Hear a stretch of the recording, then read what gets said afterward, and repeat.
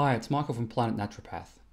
In the last video I spoke about cardiovascular disease risk and your genetics.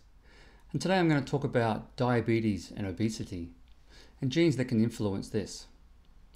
There's so many different diets out there. There's low carb, low fat, high protein, and everyone claims their diet is the best.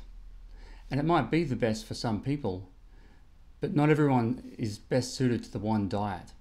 And this has got everything to do with your genetics. We all see the person that can eat anything they want, yet they just stick thin.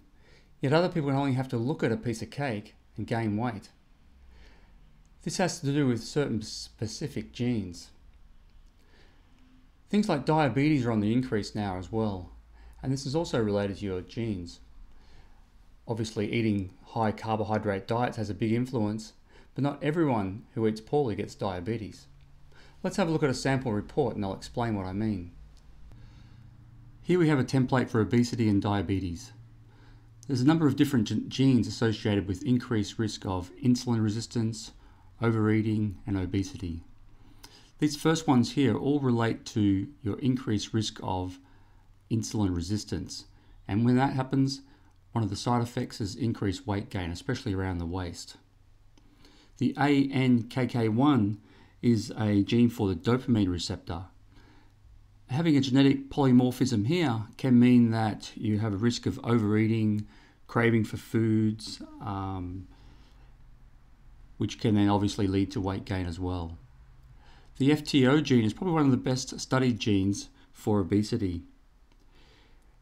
And this would have been a great gene to have through times of famine, and these people would have survived really well. But in this day and age, when there's more food than famine, this can lead to overeating and obesity. So one of the best ways to lose weight for people with this gene here, if they were red in this situation, is not so much a low calorie diet, but a very nutrient dense, lower carbohydrate diet.